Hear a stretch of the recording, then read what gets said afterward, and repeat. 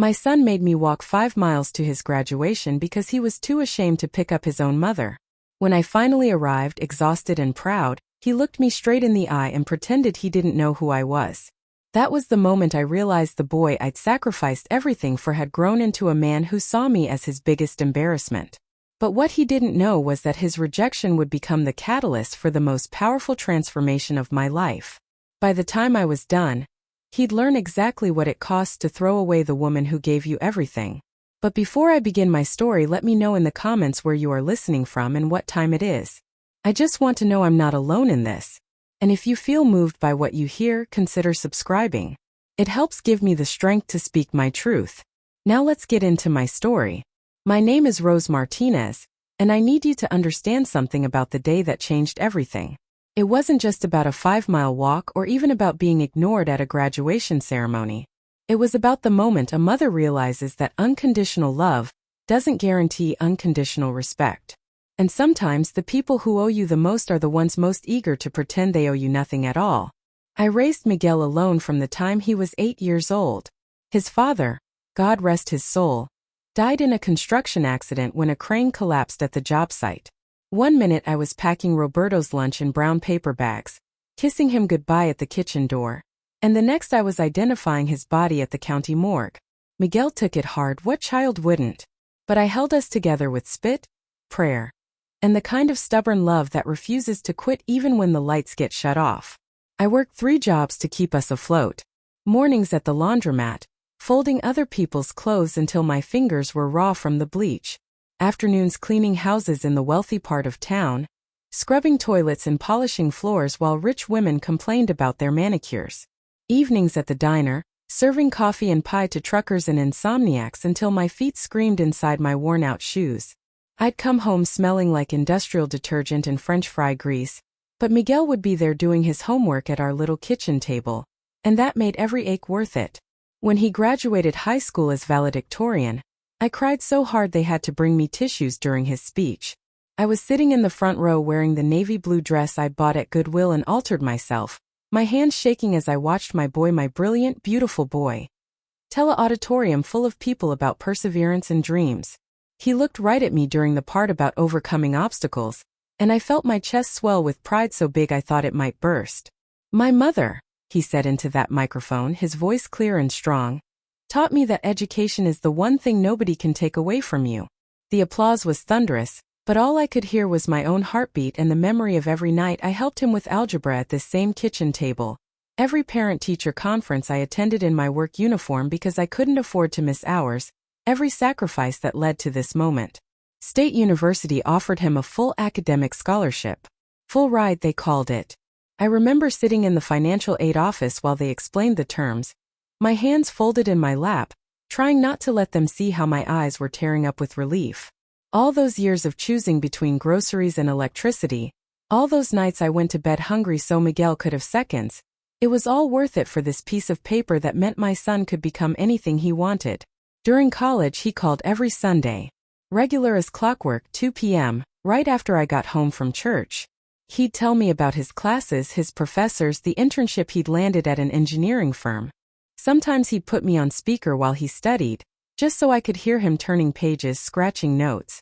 Felt like having him home again in a way. Those Sunday calls became the rhythm of my week. Mommy, he'd say. He still called me Mommy then. I'm going to buy you a house someday, with a garden and a porch swing. You'll never have to work again. I'd laugh and tell him to focus on his studies, but secretly I loved those dreams. Not because I needed a fancy house, but because they meant he was thinking of me, planning a future that included his old mother. The calls got shorter after he graduated and took that job in Chicago. Still every Sunday, but briefer. 5 minutes instead of 30. He was busy, I understood that. Important job, important responsibilities. He sent money sometimes, not much, but enough to help with the rent or a doctor's bill. I put most of it in savings. I told myself I was proud of how independent he'd become, how he was building his own life. Then he met Vanessa. The first time he brought her home was Christmas 3 years ago. She was pretty in that polished way some women have: perfect hair, perfect nails, clothes that looked expensive even when they were trying to look casual. She shook my hand like she was afraid of catching something and spent the whole visit checking her phone. When I served dinner my grandmother's tamales recipe that took me 2 days to prepare, she pushed them around her plate and mentioned she was trying to eat cleaner these days. Miguel didn't say anything, just smiled and changed the subject. I tried to like her. Lord knows I tried. When they got engaged, I offered to help with the wedding planning. Vanessa thanked me politely and said they had everything under control. When I asked if there was anything I could contribute, maybe my grandmother's wedding dress, which I'd saved all these years, or if I could cook something for the reception, she smiled that tight little smile and said they were keeping things very streamlined and modern. The wedding was in Chicago. Small ceremony, they said. Just immediate family. I scraped together money for a plane ticket, my first time flying anywhere, and bought a new dress from JCPenney. Navy blue again with little pearl buttons that reminded me of Miguel's high school graduation. I felt so proud walking into that fancy venue, carrying a gift I'd wrapped in paper I'd saved from Christmas. They seated me in the back. Not the front row where mothers usually sit, but 3 rows from the back, next to Vanessa's great-aunt who barely spoke English and spent the ceremony squinting at everything through thick glasses. I told myself it was fine, that maybe they were just trying to distribute family evenly. But when the photographer was taking family pictures after the ceremony, nobody called me forward. I stood at the edge of the crowd, still in my new dress, watching my son pose with Vanessa's family, while I might as well have been invisible. The Sunday calls stopped after the wedding. At first, I thought maybe they were just busy with honeymoon preparations, settling into married life. But weeks turned into months. When I called him, it went straight to voicemail. When I texted, and yes, I learned to text for Miguel, pecking out messages with one finger on the phone he bought me for my birthday, the responses got shorter and less frequent. Busy with work, mommy. Talk soon. Everything fine. Very busy. We'll call when things slow down. But things never slowed down, apparently. Last spring, I found out from my neighbor Elena that Miguel had been promoted to senior engineer. She'd seen it on Facebook, apparently. He'd posted about it with pictures of him and Vanessa at some fancy restaurant celebrating. I didn't even know he was up for a promotion. My own son. And I was finding out about his life from a neighbor who barely knew him. That hurt more than I want to admit. I sat on my front steps that evening, watering my little garden with the hose, and I couldn't stop the tears from mixing with the spray. Here I was, still living in the same rental house where I'd raised him, still working part-time at the diner even though my arthritis made standing for long periods pure agony, and my son was celebrating milestones with people who'd known him for 3 years instead of the woman who'd known him since before he drew his first breath. I told myself he was just busy building his career. Young married men had responsibilities, priorities. I'd raised him to be independent, hadn't I? Maybe too independent. The graduation announcement came in the mail on a Tuesday in April. Miguel was finishing his master's degree in engineering, something I didn't even know he was pursuing. The invitation was formal, printed on thick cream-colored paper with fancy lettering. It was addressed to Mrs. Rose Martinez, in computer-generated print, not handwriting. No personal note, no phone call to tell me about it beforehand. Just an invitation that felt more like an obligation than an invitation. But it was my son's graduation from his master's program. Of course I was going to be there.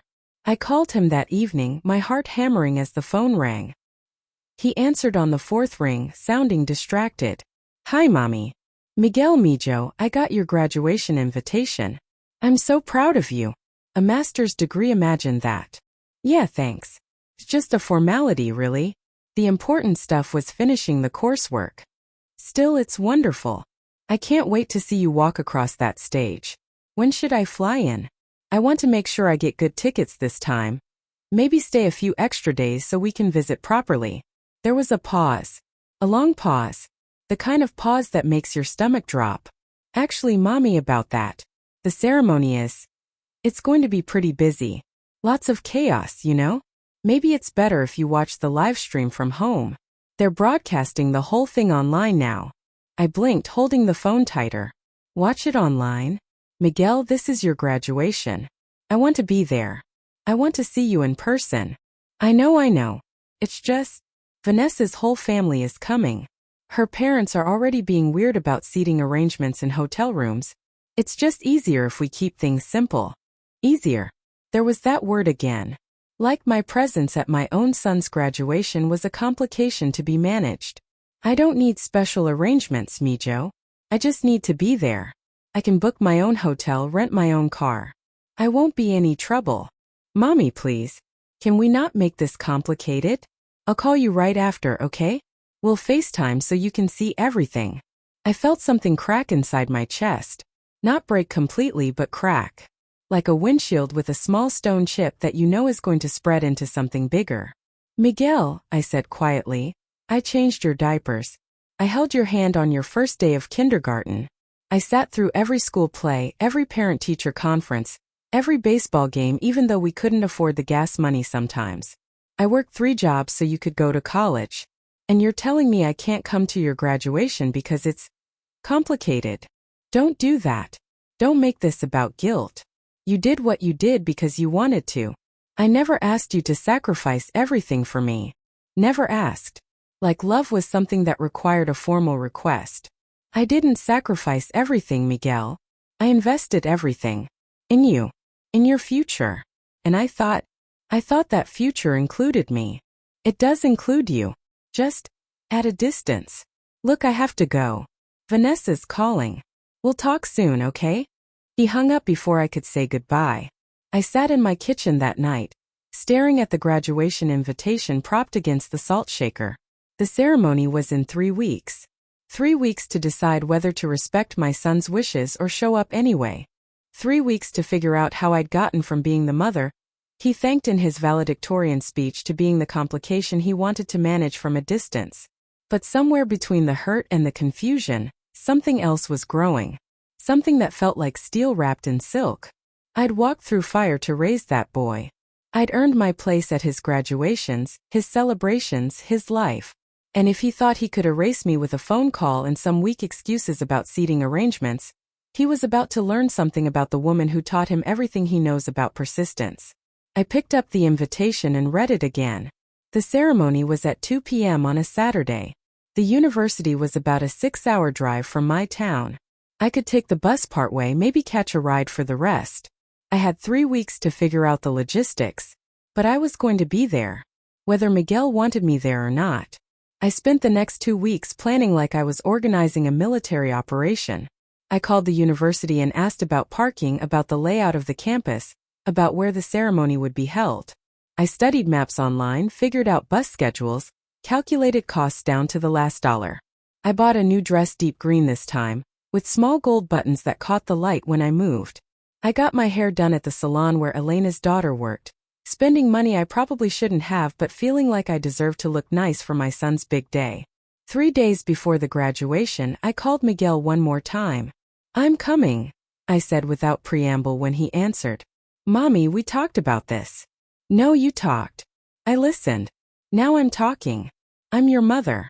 I'm coming to your graduation. You can seat me wherever you want.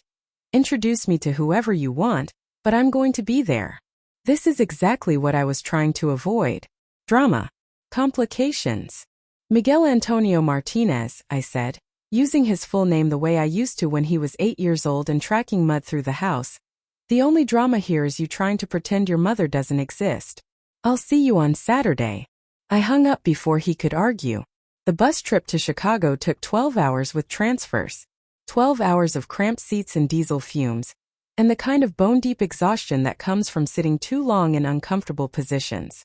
But I made it to the city by Friday afternoon, checked into a budget motel near the university, and spent the evening pressing my dress and polishing my good shoes.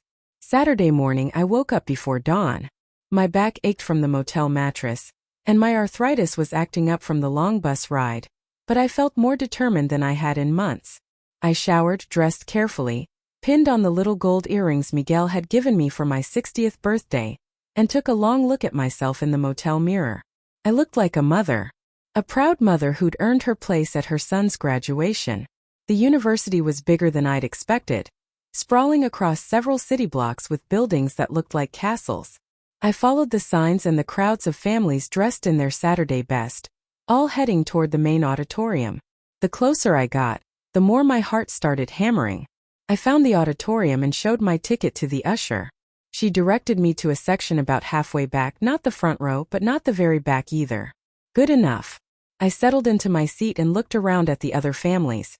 Proud parents with cameras, grandparents in their finest clothes, siblings fidgeting in uncomfortable shoes. This was where I belonged. The ceremony started with speeches and processionals. I scanned the graduates as they filed in, looking for Miguel's face among the sea of caps and gowns. When I finally spotted him, my breath caught. He looked so handsome, so serious, so accomplished. My little boy who used to fall asleep reading comic books under his covers with a flashlight had grown into this impressive man with letters after his name. I tried to catch his eye as he walked past my section, but he was looking straight ahead, focused on the stage, on the ceremony, on everything except the woman who'd traveled 12 hours just to watch him succeed. When they called his name, Miguel Antonio Martinez, Master of Science in Engineering, I stood up and clapped harder than anyone else in that auditorium. I didn't care if it was embarrassing. I didn't care if people stared. My son was walking across that stage, and I was there to witness it, despite everything he'd done to keep me away. He still didn't look in my direction. After the ceremony, families gathered outside the auditorium for pictures and congratulations. I made my way through the crowd, my heart pounding with anticipation and nervousness. I could see Miguel standing with Vanessa and her parents near a cluster of oak trees. He was laughing at something Vanessa's father had said. His graduation cap tilted at a jaunty angle. I walked toward them, my good shoes clicking on the concrete walkway. When I was about 10 feet away, Miguel looked up and saw me. Our eyes met for just a moment. I saw recognition flash across his face, followed immediately by something that looked like panic. He said something quick to Vanessa's parents, then turned and started walking in the opposite direction. Miguel! I called out, raising my hand to wave. Miguel Mijo. He kept walking. I followed, my arthritis making each step a small sharp pain, but determined not to lose him in the crowd. Miguel, wait. It's your mother. He stopped then but didn't turn around. When I finally caught up to him, slightly out of breath, he looked at me with an expression I'd never seen before. Cold. Distant. Like I was a stranger who'd been bothering him. What are you doing here? He asked, his voice low and tense. I came for your graduation. I told you I was coming. I told you not to come. You're my son. This is your graduation. Of course I came. Vanessa appeared at his side then, linking her arm through his. She looked me up and down with barely concealed disgust, taking in my discount store dress, my sensible shoes, my hands that showed every year of hard work. Miguel, she said, not looking at me. Your colleagues are waiting to take pictures. Right, he said, his relief obvious. We should go. Wait, I said, reaching out to touch his arm. Can't we take one picture together? Just the two of us? I came so far. He jerked his arm away like I'd burned him. The gesture was small, but it might as well have been a slap. Around us, other families were laughing and hugging and taking picture after picture. But my son was pulling away from me like I was something shameful. I don't think that's a good idea, he said. Why not? Because. He looked around, clearly uncomfortable. Because Vanessa's family is here. Her dad's colleagues. Important people. And you look. He didn't finish the sentence. He didn't have to. I looked down at myself, seeing what he saw. A tired old woman in a cheap dress. A mother who didn't fit into his new life, his important career, his sophisticated wife. A reminder of where he came from that he'd rather forget. I look like your mother, I said quietly. Just, please. Can you just go? We'll call you later, okay? We'll send pictures. Later. Always later. Always some vague promise of connection that never materialized. I stood there for a moment, watching my son, my brilliant, successful, educated son, look at me like I was something to be ashamed of. The woman who'd raised him, sacrificed for him, loved him unconditionally, was now an embarrassment to be managed. Okay, I said finally. I'll go. I turned and walked away, my back straight despite the pain. My head held high despite the humiliation. I didn't look back to see if he was watching. I already knew he wasn't. The walk back to the motel felt longer than it had that morning. Every step was a reminder of how far I'd traveled. Not just in miles but in understanding. I'd come to Chicago thinking I was going to celebrate my son's achievement. Instead, I'd learned that somewhere along the way, I'd become someone he wanted to hide. That night, in my motel room with its thin walls and flickering fluorescent light, I sat on the edge of the bed and really thought about the last few years. The shortened phone calls, the missed holidays, the wedding where I was seated in the back like a distant relative, the graduation invitation with no personal note. I'd been telling myself Miguel was just busy, just building his life. But the truth was simpler and more painful. He was building a life that didn't include me. Not because he was busy, but because he was ashamed. Ashamed of the woman who'd raised him, the sacrifices that had made his success possible, the reminder of the poverty and struggle he'd left behind. The bus ride home was quieter than the trip there. I spent most of it staring out the window at the passing landscape, thinking about what came next. Because something would come next. I hadn't spent 73 years on this earth, hadn't raised a son by myself through every kind of hardship, hadn't survived loss and poverty and heartbreak just to fade quietly into the background of someone else's story.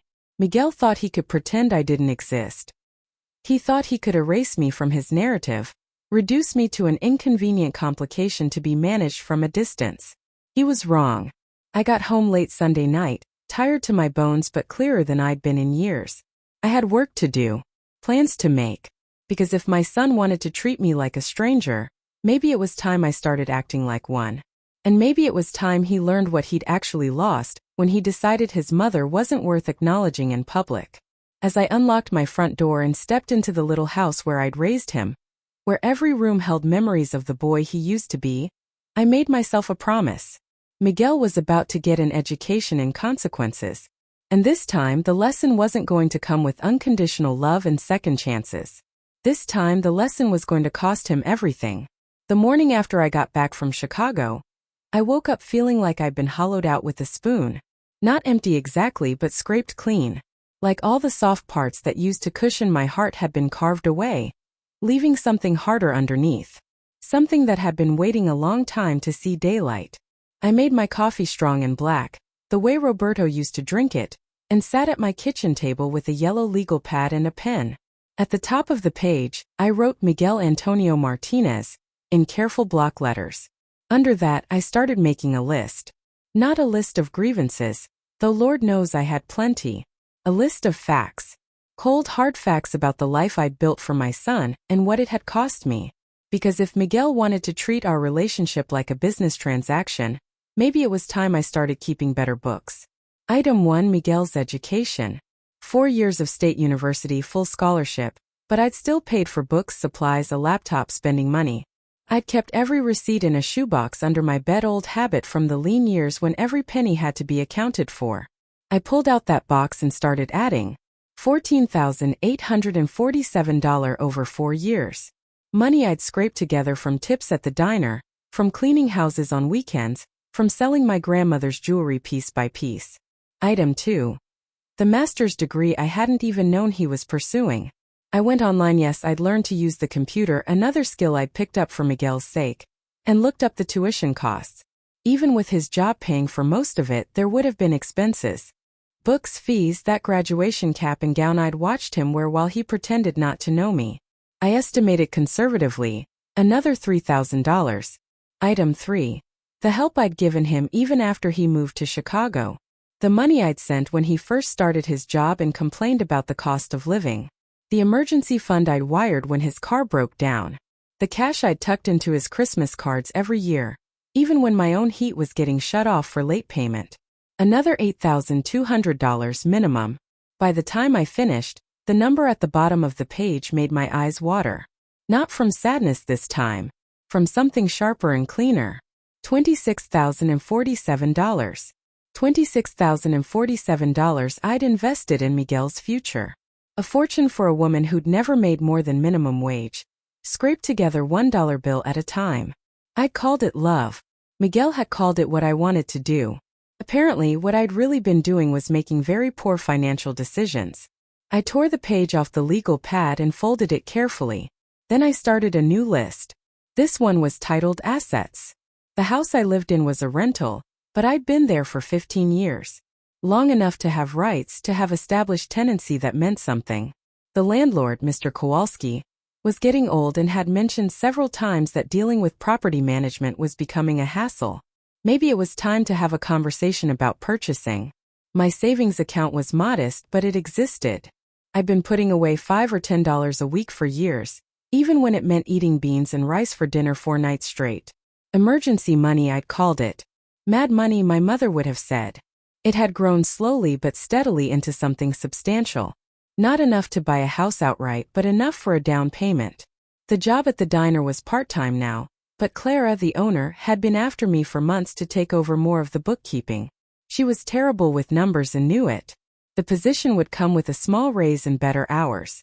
More importantly, it would give me access to the diner's books, its customer database, its business records. I was beginning to see possibilities.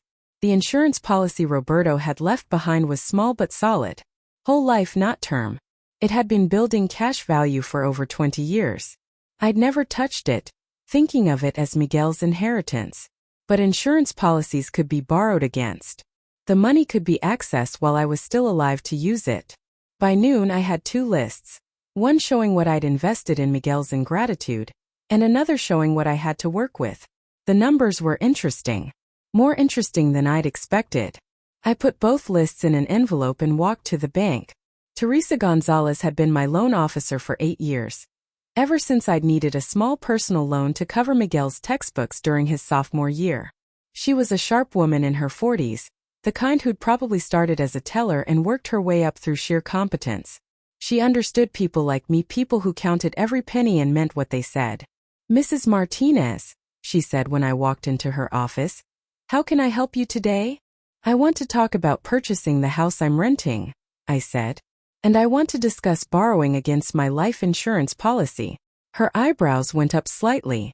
"That's quite a bit of financial planning for one afternoon. Are you making some big changes?" "You could say that." We spent an hour going over numbers. The house was assessed at $89,000, more than I'd expected. But the neighborhood had been slowly improving. Mr. Kowalski might be willing to sell for less than market value to avoid the hassle of listing it, showing it, dealing with inspections and negotiations. My savings, combined with the loan against the insurance policy, could cover a reasonable down payment. "You'd qualify for a mortgage," Teresa said, reviewing my employment history. "But at your age, most lenders prefer to see either a cosigner or a larger down payment. Do you have family who might be willing to help?" I thought about Miguel in his expensive suit, pulling his arm away from my touch like I was contagious. "No," I said. "No family help." "Well, let's see what we can do anyway." By the time I left the bank, I had preliminary approval for a mortgage and a scheduled appointment to discuss the insurance loan. More importantly, I had a plan. Not for revenge, not yet. For independence. That evening I called Mr. Kowalski. "Rose," he said, his voice warm with the slight accent that had never quite faded despite 50 years in America. "How are you, sweetheart?" "I'm well, Mr. K. I wanted to talk to you about the house." "The house? Is something broken? The hot water heater acting up again?" "No, nothing like that. I want to buy it." There was a pause. "Buy it? You want to buy the house? If you're willing to sell." Another pause, longer this time. "Rose, you've been a perfect tenant for 15 years. Never late on rent, take good care of the place. But buying? That's a big step. You sure about this?" "I'm sure." We talked for 20 minutes about price, terms, timing. Mr. Kowalski had inherited the house from his parents and held on to it as rental income, but he was 78 and tired of being a landlord. His kids lived in other states and weren't interested in managing property. He'd been thinking about selling anyway. By the end of the conversation, we'd agreed on a price $15,000 under market value and a timeline that would give me 60 days to get my financing in order. I hung up the phone feeling something I hadn't felt in years. Powerful. The next morning I called Clara at the diner. "Clara, it's Rose. You know that bookkeeping position you've been wanting to fill?" "Rose. Yes, honey, I've been hoping you'd change your mind. When can you start?" "Monday. But I want to discuss the terms." We met that afternoon over coffee. Clara's books were a mess, receipts stuffed in shoeboxes, expenses tracked on napkins, taxes done by a nephew who charged too much and understood too little. I could see immediately why she needed help. I could also see opportunities she was missing. The breakfast crowd, I said, flipping through her supplier invoices. You're paying premium prices for eggs and bacon because you're ordering from the big distributor. There's a family farm about 20 miles out that sells direct. Better quality, lower cost. Really? How do you know that? I know people, Clara. I've been working in this community for 20 years. I know who grows what, who sells what, who needs what. You want me to manage your books? Let me really manage them. By the time I left, I had a new job title, business manager, a significant raise, and authority to renegotiate supplier contracts. More importantly, I had access to the diner's business network, its customer base, its financial records. That weekend, I drove out to visit Elena Martinez, no relation despite the name. She ran a small catering business out of her home, specializing in quinceañeras and church events. We'd known each other for years through various community connections. She was smart, ambitious, and chronically undercapitalized. Rose, she said, inviting me into her kitchen where she was preparing tres leches cake for a confirmation party. What brings you out here? I have a business proposition for you. Her hand stilled on the mixer. What kind of proposition? You need startup capital to expand your catering business. I need a business partner who understands the food service industry. I'm thinking we combine your skills with my access to commercial kitchen space and customer networks. You have access to commercial kitchen space? The diner has a full commercial kitchen that sits empty from 3 p.m. to 6 a.m. every day. Claire's been paying rent on space she doesn't use. What if we approached her about a partnership? You could use the kitchen for catering prep during off hours. She gets a percentage of your profits, and I manage the business side of both operations. Elena set down the mixer completely. That's actually brilliant. But why? Why would you want to partner with me? I thought about Miguel pulling his arm away from me, about Vanessa's dismissive glance at my discount store dress, about being treated like an embarrassment instead of the woman who'd made their success possible. Because I'm tired of making other people rich with my labor, I said. I'm ready to build something for myself. Over the next 3 weeks, I put together a business plan that would have impressed any bank loan officer. Elena and I would form a catering partnership using the diner's kitchen during off hours. Clara would get 20% of our profits in exchange for kitchen access and her customer database. I would provide the startup capital by borrowing against my insurance policy and manage all business operations. The numbers were solid. The market research was thorough. The profit projections were conservative but promising. Most importantly, the plan was mine. On a Thursday evening in late May, exactly 1 month after Miguel's graduation, I was in the diner's kitchen with Elena, testing recipes for our first official catering contract, a wedding for 200 people, when my phone rang. It was Miguel. I almost didn't answer, but something about the timing felt significant, so I wiped my hands on my apron and picked up. "Mommy," he said, and his voice sounded different, uncertain. "How are you?" "I'm busy," I said, which was true. Elena was waiting for me to taste the mole she'd been perfecting all afternoon. "Busy with what?" "Work. I thought you were only working part-time at the diner now." "Things change, Miguel." There was a pause. "Listen, I wanted to call and... Well, I know graduation was complicated. Maybe we could have done things differently. Maybe we could have done things differently. Not an apology. Not acknowledgement of what he'd actually done. Just a vague suggestion that perhaps the situation could have been managed better. "Maybe," I said. "Vanessa and I are thinking about coming to visit soon. Maybe next month. We could take you to dinner somewhere nice." Take me to dinner. Like I was a charity case to be managed with careful kindness. "I'll have to check my schedule," I said. "Your schedule?" He sounded genuinely surprised. "Mommy, what schedule?" "It's just the diner. Just the diner. Just my life. Just everything I'd built while he was building his career with the foundation I provided." "I have to go, Miguel. Elena's waiting for me." "Who's Elena?" "My business partner." "You're what?" But I'd already hung up. Elena looked at me curiously. "Everything okay?" "Everything's perfect," I said and meant it. "Now let me try that mole." The next morning I got a text from Miguel. "Called to check on you. You sounded strange. Is everything all right?" I didn't respond immediately. Instead, I spent the morning at the bank, finalizing the loan against my insurance policy. Then I spent the afternoon with a lawyer, a sharp young woman named Patricia Delgado who specialized in small business formation and estate planning. I want to start a business, I told her. And I want to update my will. What kind of business? Catering and food service. Partnership with another woman. Profit-sharing arrangement with an established restaurant. And the will. I thought about Miguel's voice on the phone, the surprise when I mentioned having a schedule, having a business partner, having a life that didn't revolve around waiting for his occasional attention. I want to establish a scholarship fund, I said, for first-generation college students whose mothers are still alive to see them graduate. Patricia raised an eyebrow. That's very specific criteria. I want to make sure the money goes to students who appreciate what their mothers sacrificed for them. And I want the mothers to be alive to see their children succeed. I want them to be honored, not hidden. I see. And the current beneficiary of your estate will no longer be the beneficiary. We spent 2 hours setting up the business partnership and drafting a new will. When I left Patricia's office, I felt lighter than I had in years. Not because I was being cruel, but because I was finally being honest.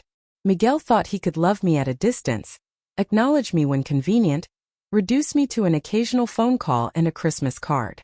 He thought my value was limited to what I'd already given him, that my purpose had been fulfilled when he walked across that graduation stage. He was about to learn that I'd been building something while he was taking everything for granted, something that belonged entirely to me. That evening, I finally responded to his text.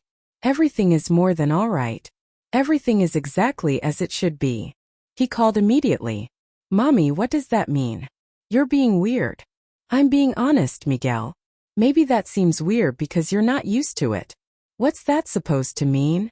It means I've spent 30 years making sure you had everything you needed to succeed. Now I'm spending my time making sure I have everything I need to be happy. You're scaring me. Good, I said. Maybe you should be scared. Maybe you should wonder what it feels like to have someone you love become a stranger. I hung up before he could respond. The business license came through the following week. Esperanza Catering. Hope Catering. Elena had chosen the name, saying it represented new beginnings for both of us. Our first official event was the wedding we'd been preparing for, followed by 3 quinceañeras and a church fundraiser. By the end of June, we were booked solid through August. More importantly, I was no longer just Miguel's mother, waiting by the phone for his attention. I was Rose Martinez, business owner. Rose Martinez, homeowner. The house purchase had gone through without a hitch. Rose Martinez, woman with a future that belonged entirely to her. Miguel called twice more that month. Both times I let it go to voicemail. Both messages were variations of the same theme: confusion about my strange behavior, concern about my new attitude, suggestions that maybe I should see a doctor, talk to someone, consider whether I was making good decisions. Never once did he ask if I was happy. Never once did he acknowledge that maybe, just maybe, he'd been the one making poor decisions. On July 4th weekend, Elena and I catered a family reunion for 60 people. The patriarch of the family, a man in his 80s, made a toast to his wife of 57 years. Maria, he said, raising his glass, you could have married that banker who was always sniffing around. You could have had an easier life, a fancier house, children who never gave you heartache. But you chose me, you chose this family, and you chose to love us even when we didn't deserve it. Tonight, we choose to honor you. The whole family raised their glasses to Maria, who cried happy tears while her children and grandchildren took turns telling stories about her strength, her wisdom, her sacrifices. Everyone wanted their picture taken with her. Everyone wanted to make sure she knew how appreciated she was. I watched from the kitchen while Elena and I cleaned up, and I felt something I hadn't felt in years: envy. Not for Maria's life, but for her family's recognition of what she'd given them. That night I made a decision. Miguel wanted to visit? Fine. Let him come. But he wasn't going to find the same woman he'd left behind at that graduation ceremony. He wasn't going to find someone waiting patiently for his attention, grateful for whatever scraps of acknowledgement he chose to offer. He was going to find Rose Martinez, woman of means. Rose Martinez, successful businesswoman. Rose Martinez, who'd built a life that didn't need his validation. And then he was going to learn what it cost to treat someone like they were disposable. I picked up my phone and sent him a text. Come whenever you want. Just make sure to call first. I'm very busy these days. He responded immediately. Busy with what exactly? I smiled as I typed my response. You'll see. The next morning I started planning. Not just for his visit, but for the conversation we were going to have. The conversation where Miguel learned that actions have consequences. Even when you're successful. Even when you're important. Even when you think your mother's love is guaranteed regardless of how you treat her. Especially then. I had work to do. Documents to gather. Lawyers to call. A future to secure that didn't depend on the gratitude of someone who'd forgotten what gratitude meant. Miguel thought he'd moved beyond needing his mother. He was about to discover how much he'd lost when he decided I wasn't worth acknowledging in public.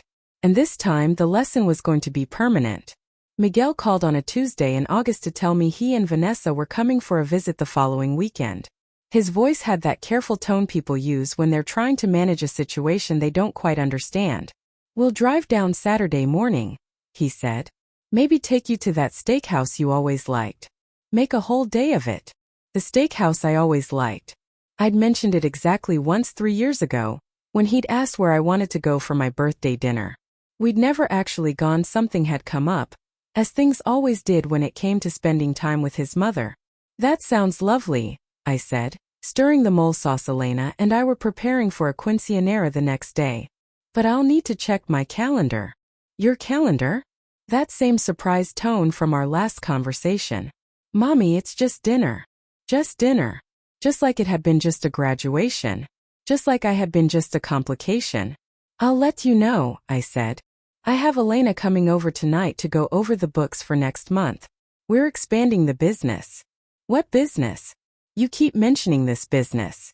Esperanza Catering. I told you Elena and I are partners. We've been booked solid since June. Silence. Then, Mommy, are you sure this is a good idea? Starting a business at your age? What if something goes wrong? What if you lose money? At my age. Like 73 was ancient, like I was some confused old woman playing with toy money. Miguel, I said, my voice steady. I've been working since I was 14 years old. I think I understand business better than you give me credit for. I just don't want you to get taken advantage of. These partners, these business deals, sometimes people prey on seniors. Seniors. Prey. Like I was a helpless old lady waiting to be scammed instead of a woman who'd raised a successful engineer while working 3 jobs. I'll call you back about dinner, I said and hung up. Elena looked up from the invoice she was reviewing. Problem. Just my son remembering I exist. She made a face. Elena had heard enough about Miguel over the past few months to form her own opinions. The one who didn't want you at his graduation? That's the one. And now he wants to take you to dinner? How generous of him. I laughed despite myself. He's concerned about me starting a business at my age. Worried I might get taken advantage of. Elena snorted. Right. Because we're just a couple of old ladies playing store. Apparently. She gestured at the stack of contracts on my kitchen table. Wedding receptions, corporate events, a sweet 16 party for a judge's daughter. Should we tell him we're pulling in more profit than most restaurants?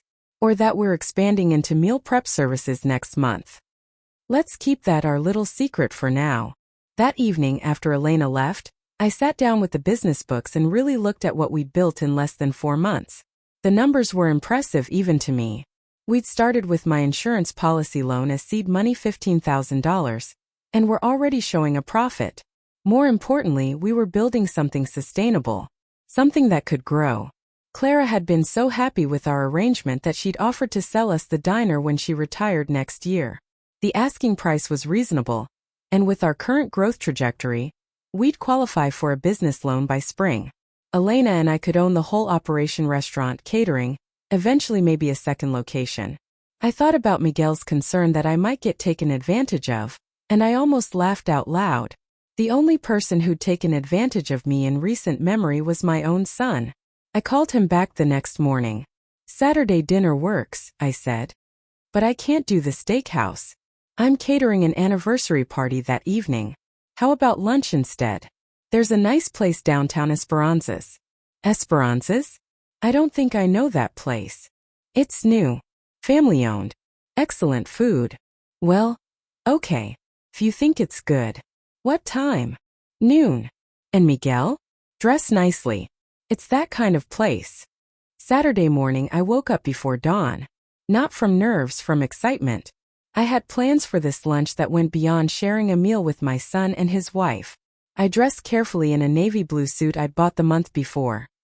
Not from a discount store this time, but from a real department store. The kind of suit that looked expensive because it was. I'd earned it.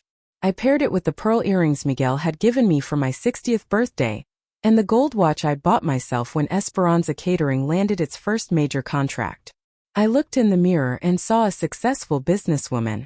Not someone's mother seeking approval, but a woman of substance in her own right.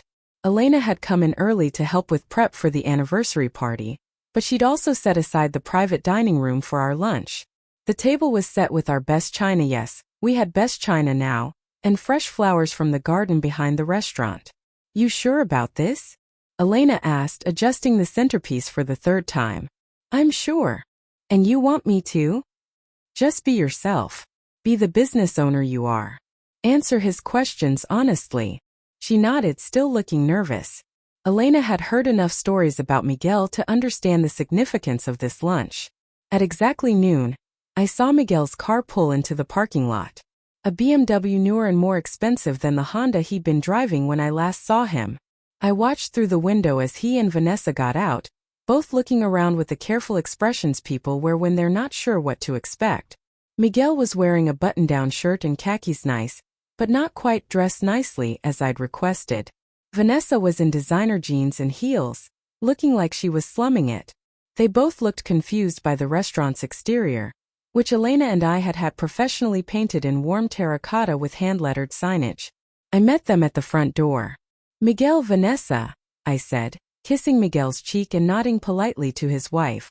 Welcome to Esperanzas. This is nice, Mommy, Miguel said, looking around at the dining room with its exposed brick walls and local art. Very quaint. Quaint. Like we were playing restaurant instead of running one. Thank you. Elena and I are very proud of what we've built. Elena's here? Vanessa asked, checking her phone. I thought this was family time. Elena is family, I said simply. She's my business partner. I thought you'd like to meet her. I led them to the private dining room, where Elena was waiting with menus and a warm smile. She was wearing her chef's jacket with Chef Elena Martinez, co-owner, embroidered on the chest. She looked professional, competent, successful. Miguel, Vanessa, this is Elena Martinez. Elena, this is my son Miguel and his wife Vanessa. Elena shook hands with both of them, her grip firm and confident. It's so nice to finally meet you. Rose talks about you all the time. Miguel looked confused. You two own this place? We do, Elena said proudly. Rose here is the brains behind the whole operation. Business management, customer relations, financial planning. I couldn't do any of this without her. But, Miguel looked around the room, taking in the quality of the furniture, the professional presentation, the subtle signs of success.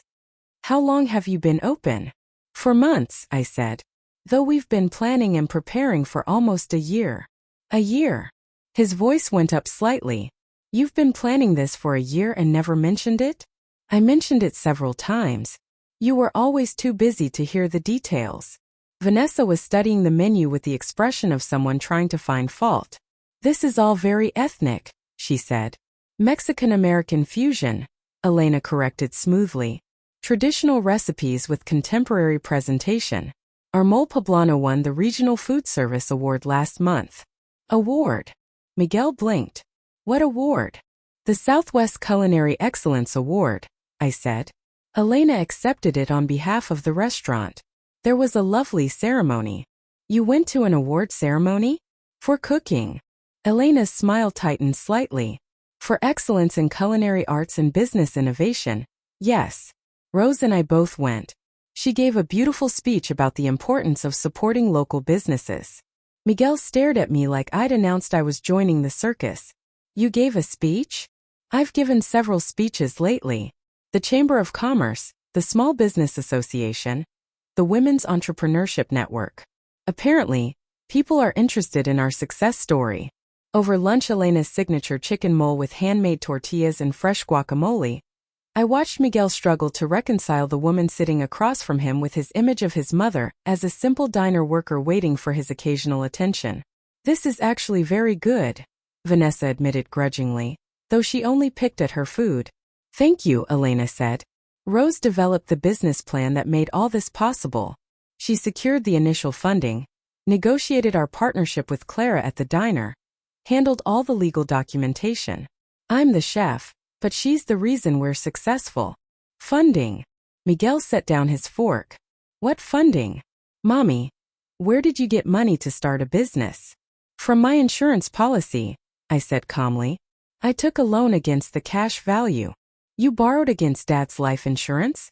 Without talking to me. The presumption in that question, that I needed his permission to access my own money, was breathtaking.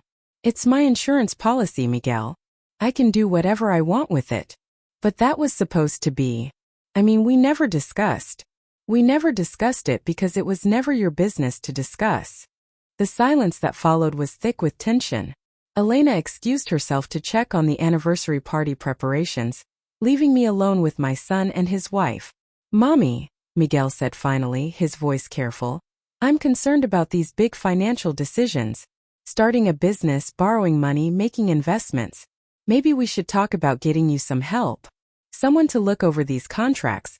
Make sure you're not being taken advantage of. There it was again. Taken advantage of. Like I was incompetent to manage my own affairs. I have help, Miguel. I have an accountant, a business lawyer, and a financial advisor. All professionals I chose and pay for myself. But family should be involved in these decisions.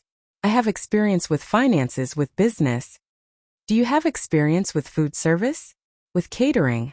With managing supplier relationships and health department regulations, and commercial kitchen operations? Well, no, but then what makes you think your experience is more relevant than mine? Vanessa looked uncomfortable, checking her phone again. Miguel, maybe we should. No, I said, looking directly at my son. Let him finish. I want to hear what he thinks I should do with my life. Miguel rubbed his face, looking frustrated. I just think you're moving too fast. Making too many changes all at once. The business, buying the house. You know about the house? Mrs. Kowalski called me. Said you bought it, wanted to make sure you had family support for such a big purchase. He was worried about you taking on too much debt. Of course Mr. Kowalski had called him.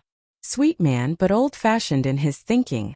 He probably thought Miguel was still involved in my life, still concerned about my welfare. And what did you tell him? Miguel had the grace to look embarrassed. I told him I'd talk to you about it. How generous of you to fit me into your schedule. That's not fair. Isn't it? I leaned back in my chair, studying the man I'd raised. Miguel, when was the last time you called me just to talk? Not because you needed something, not because someone else called you about me, but just because you wanted to hear my voice. He opened his mouth, then closed it. When was the last time you asked me about my life? My health? My happiness? My dreams for the future? We talk. We exchange information. Briefly. When convenient for you. That's not the same thing. Vanessa was looking increasingly uncomfortable. Maybe we should go. Actually, I said, reaching into my purse, there's something I want to show you both before you leave. I pulled out a folder and set it on the table. Inside were financial statements, business projections, and something else, a legal document with official letterhead. What's this? Miguel asked, opening the folder. The first document is our business financials. As you can see, Esperanza Catering is quite profitable. We're on track to gross over $200,000 in our first year. Miguel's eyes widened as he scanned the numbers. This can't be right. It's right. Elena and I work very hard. But this is more than I made my first year out of college. Yes, it is. He flipped to the next document, our expansion plans, showing projected growth over the next 5 years. Numbers that would make any business school graduate take notice. You're planning to buy the diner? And expand into meal prep services, corporate catering, possibly a second location. We're also considering offering cooking classes and maybe publishing a cookbook. Vanessa was reading over his shoulder, her expression shifting from dismissive to surprise to something that might have been respect. The last document in the folder was my new will. Miguel read it twice before speaking. You're leaving everything to a scholarship fund? The Rose Martinez Scholarship for first-generation college students. Full tuition for students whose mothers can attend their graduation ceremonies. But what about me? What about family? What about you, Miguel? You have a good job, a beautiful wife, a bright future. You've told me repeatedly that you never ask for my sacrifices, so I'm making sure my money goes to students who appreciate what their mothers do for them. You can't be serious. I'm completely serious. The scholarship will be funded by my estate, including the proceeds from selling the house and the business when I'm gone. Elena has right of first refusal on the business purchase, but if she can't afford it, it goes on the market and the money goes to the scholarship fund. Miguel stared at the will like it was written in a foreign language.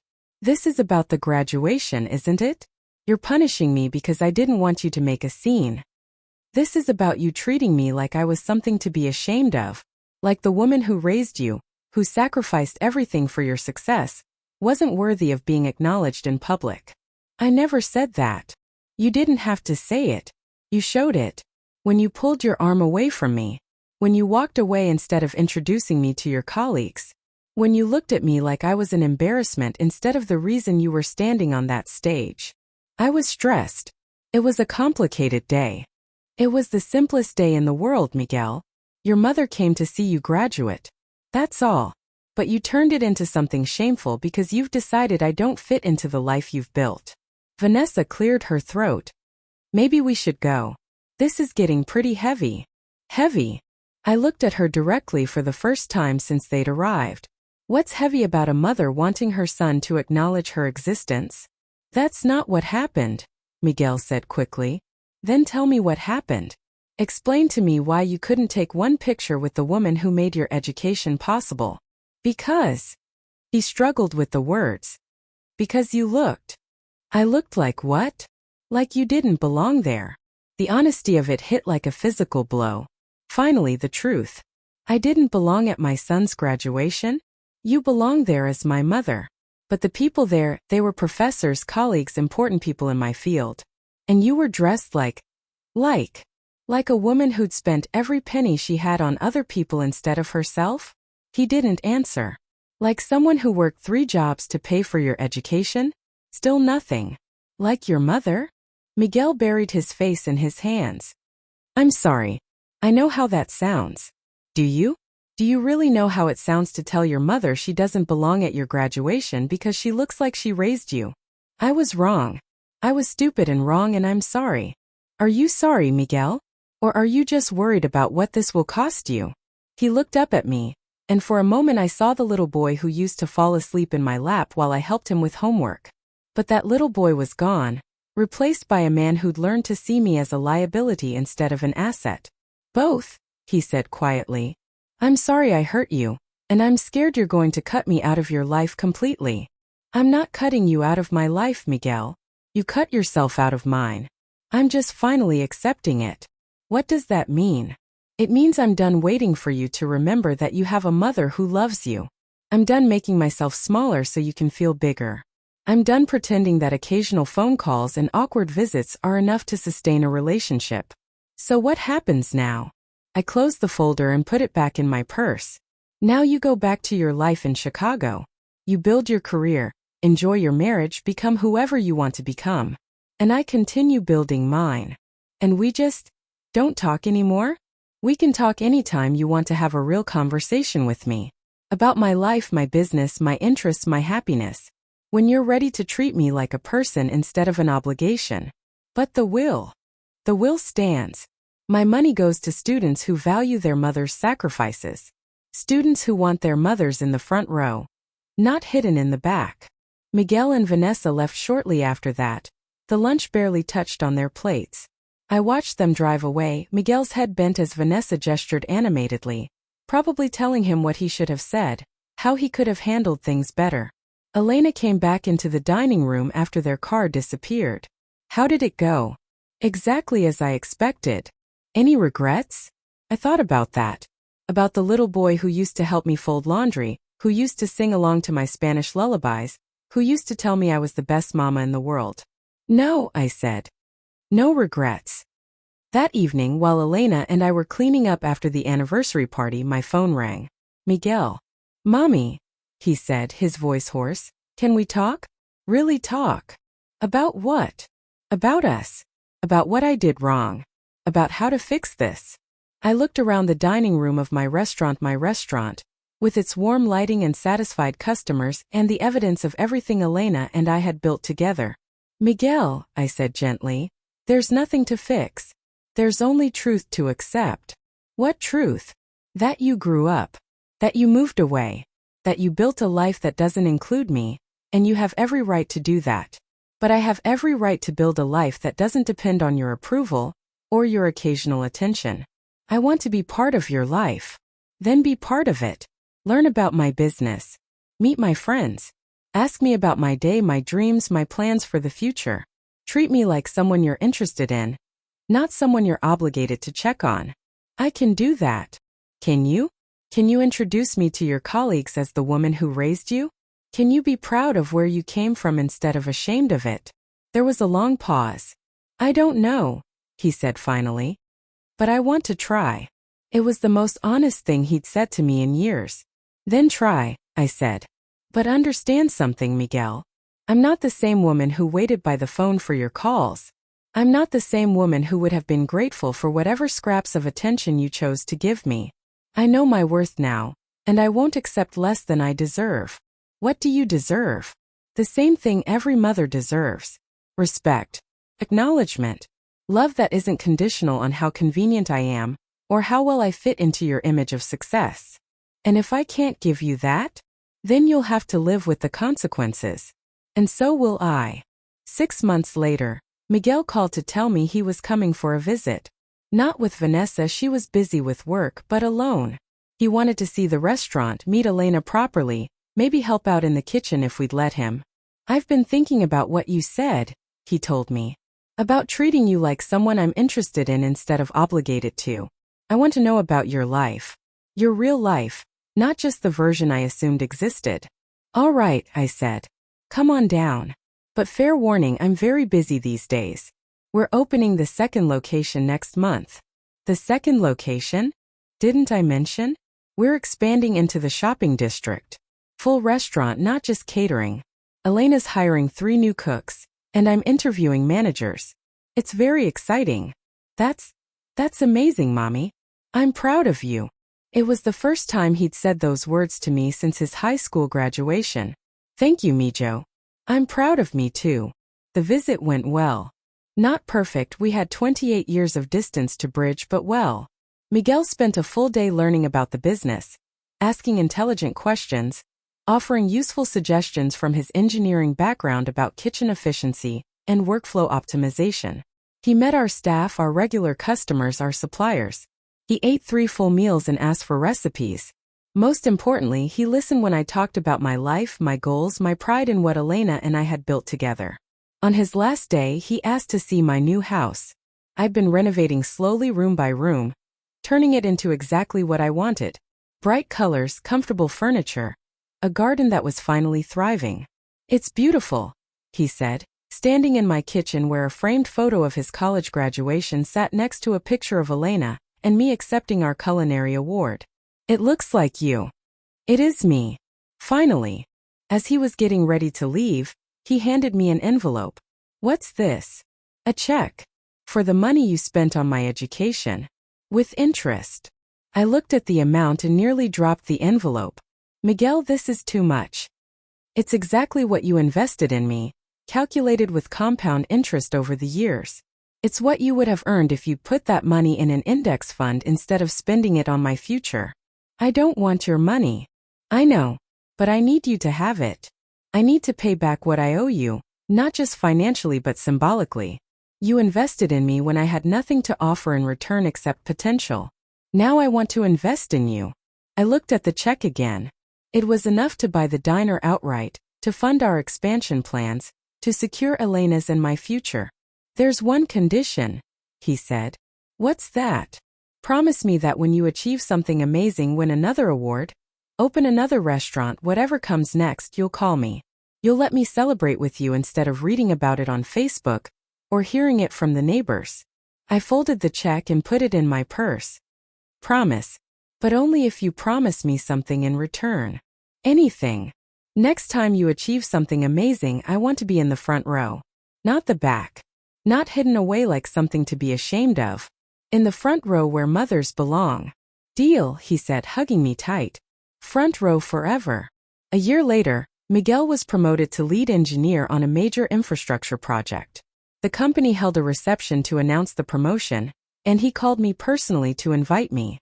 "Front row?" I asked. "Front row," he confirmed. "And mommy?" "Wear that navy blue suit. The expensive one. I want everyone to see how successful my mother is." I wore the suit. I sat in the front row. And when Miguel gave his acceptance speech, he looked right at me and said, "I want to thank my mother, Rose Martinez, who taught me that success isn't about where you end up. It's about remembering who helped you get there." The applause was thunderous, but all I could hear was the sound of a relationship being rebuilt, one honest conversation at a time. After the reception, a young engineer approached me. "Mrs. Martinez? I heard about your scholarship fund. I'm a first-generation college student, and my mother, well, she's a lot like you were, working multiple jobs to support my education. Would it be possible to nominate her for next year's award?" I smiled, thinking about all the mothers who'd sacrificed in silence, who'd been treated like burdens instead of blessings, who deserved to be celebrated instead of hidden. "Of course," I said. "What's her name?" "Maria Santos. She cleans offices at night and works at a grocery store during the day. She's never missed a single one of my school events, but she always sits in the back because she's embarrassed about her work clothes." "Well," I said, pulling out one of my business cards, "Rose Martinez, CEO, Esperanza Enterprises. Let's make sure Maria gets to sit in the front row where she belongs. Because that's what mothers do. We lift each other up. We refuse to be erased. And when our children finally learn to see us clearly, we teach them how to honor the women who made their success possible. Sometimes the best revenge is simply living well. Sometimes it's building something beautiful from the ashes of disappointment. And sometimes, if you're very lucky, it's watching the people who underestimated you finally understand what they almost lost." Miguel learned. It took time, patience, and consequences, but he learned. And I learned too. I learned that love without respect is just obligation. I learned that a mother's worth isn't measured by her children's success, but by her own. I learned that it's never too late to demand better, to build better, to be better. Most importantly, I learned that when someone treats you like you're disposable, the most powerful response isn't anger. It's becoming indispensable to yourself.